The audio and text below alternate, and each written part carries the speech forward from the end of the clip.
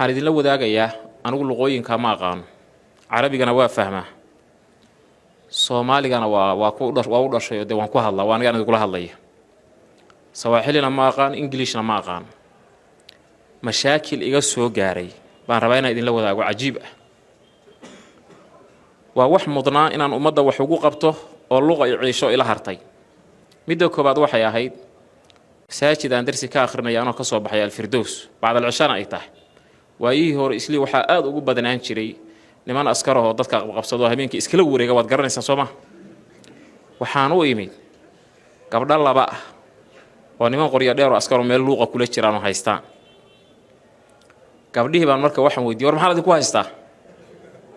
midi waxay tiri ay dhiigii baan ka soo tagayoo gurigaan sheekh Axmed Naasir baan kaga soo degay tiri waana la ii soo wada tii kalena waxay tiri baasaboor kanadiyaan aan lahaayo odaygaygii baa ii soo wada inta markay yiraahdeen tii ay dhiiga la rabtay isla markiiba waa loo keenay waa la sii daayay tii tiro odaygaygii baa baasaboorka ii soo wada bay ku dhageen marka inay jiitaan bay rabaan marka kaxeeyaan ana intaasaan diidanay waxaan rabay bal inta la soo gaarahayo intiina ma aqaan waxaan ku yiraahdo waxaan isku dayay marka sawaaxil inaan ku hadlo waxyaalaha cajiibka noqday waxaa ka mid ah waxaan rabay inaan iraahdo odaygeedii baa soo socda soo musay lama yiraahdo odayga miis baa taan ku yiraahdo askarigi show miis nimada waa tuug baa tamiya mimi aniga miya English aan meel ka keenay aqoon wixii baramida yes baa iri katiinad bay ila soo bixin aniga ilaana dambi baan dhex gala inay xiraan ayagoo raba nin baa iga fakiyo wixii ninka maskaxda looga jiray iska sii daayay ogow hada wax niyadaha ugu jirtay waxay wax fiican oo walaalka caawi ah oo wax u tar waa qayb dacwo kamid ah laakiin aniga waa katiinada iga sii daayay waxaan la igu sii daayay inaan ahay nin waalan waxa iga sii darnay taas masaajidka hidaayaan oo dhex fadhiya oo ay rabadaan tahay waxaan u maleynayaa kii hadda in soo dhaafay kii ka horreeyay ah waqti 9 saac meelahaasna ay tahay iska quraan akhrisanaya ninba ii yimid bulshadana inuu ku dhex noolahay markaasuu ila hadlo waxa igu daldala waxaan u qaatay marka masaajidana waxa ku badan salaadaha marka laga baxa gadaashooda dad yimaado dawarsada soo mid aan arag aad bay ugu badan yihiin habda uu yimaada marka Soomaaliya ku laada Ilaahay ku sahlan iraada waxa ma haye waxaan u qabaa inuu tuugsanayo way igu soo noqday mar labaad mar saddexaad warkan la ka muxuu ah anoo aad u karaahsanaya ayuu iga tagayo niman gadaal fadhiyay buu u tagayo nimankii bay iswaraysteeno ninku waa nin raba inuu islaamo oo tawxiid loo qabto wuxuu maanta dhan ugu wareegayaa war la ilaaha illa allah uu qabo ana waradi dhaafan ku leh waa jaway kuwaas ku maanta dhan markii la ii keenay baa la yiri tawxiidka uu qabo markaas aan tawxiidka u qabtaan oo bal u turjuma soo fursad qaalihi marka hore ima dhaaf ilaahay baa caynshay marka intaas ha ugu yar waxyaalaha laga yaabo luqa yaradii iyo aqoon yaridu inay ka hadlayso ilaahay hadduu luqadii idin baray oo idin fududaatay dhalinyaro ka faa'iideysta qofka daayarta oo ilaahay diintiisa yaqaan oo ku dhashay oo waxa weeyaan nicmo haysta sida culimadu tilmaamayeen waxaad xasuutaa nabiyullaahi yuusuf oo dhalinyaro ah xabsi galay xabsigu waa meel dib badan inaga waxa laga yaabo dhalinyaradeen inay ka soo baxaan ayagoo raamo leh oo dhibaataysan oo ayagoo muslimiin laakiin nabiyullaahi yuusuf markuu xabsiga galay dadkii xabsiga joogay diin buu u sheegay tawxiid buu u sharxay ilaa markii dambe ay ku yiraahdeen inna naraaka min almuhsinin dadka wanaagga ka shaqeeyo samafalayaasha inaad ka mid tahay ku aragna nabiyullaahi yuusuf oo dhalinyaro ah nabiyullaahi muuse alayhi salaam oo fircoon ka cararay oo aan rasuul ahayn oo madyan soo galay ayaa wuxuu yimid gabdha dayacan oo ceel la shubanayo raggii muraqakuusta ahaan ay xoolihiisa ka shubanayaan gabdhihiina halka ay xoolaha la joogaan su'aal buu weydiiyay ma khatbukuma dadku xoolaha shubanayaan maxaa meesha idin waa qayb dacwada kamid ah garalaftirkeeda waa diin ilaahay waxay ku yiraahdeen anagu ragga ma dhex gali karno aabahayo hadduu shubi lahaana waa waayay la xaqaan uga soo tagna wuu caawiye marka shaqo ma haysto خير ما أولى حول ما هيستو نبي ما أها وجاتشي سيهي وصاع الرؤيا وحوي الروح مهدد ولا راتنها يوي ومع ذلك أصو أنت صدروف يكون حارتها هي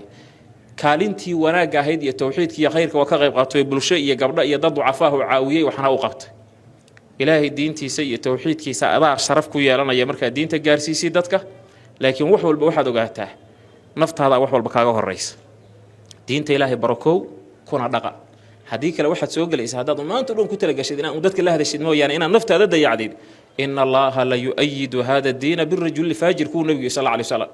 diinkan ilaahay mararka qaarkood wuxuu ku taageerayaa ku xoojinayaa inaan ilaahay agtiisa qaymo ka lahayn oo faajir ah oo nin xun ah ayaa laga yaabaa muxaadarooyin inuu jeediyo ayaa laga yaabaa inuu kitaabo qoro ayaa laga yaabaa inuu dad soo islaamiyo asaguna uu yahay ilaahay agtiisa mid aan qaymo ka lahayn nabi maxamed baa xadiidkaa yidhi sal alay wasalam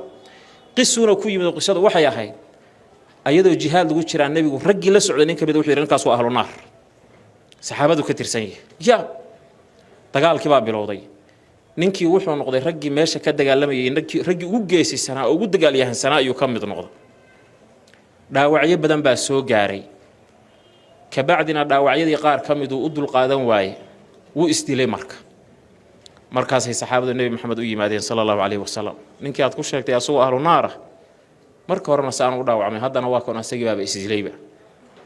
markaasuu yidhi ilaahay baa ii run sheegay subxaana wa tacaala macnaha ilaahay waa u rumeeyey nabiyullaahi maxamed sal allahu alayhi wasalam wixii uu sheegayey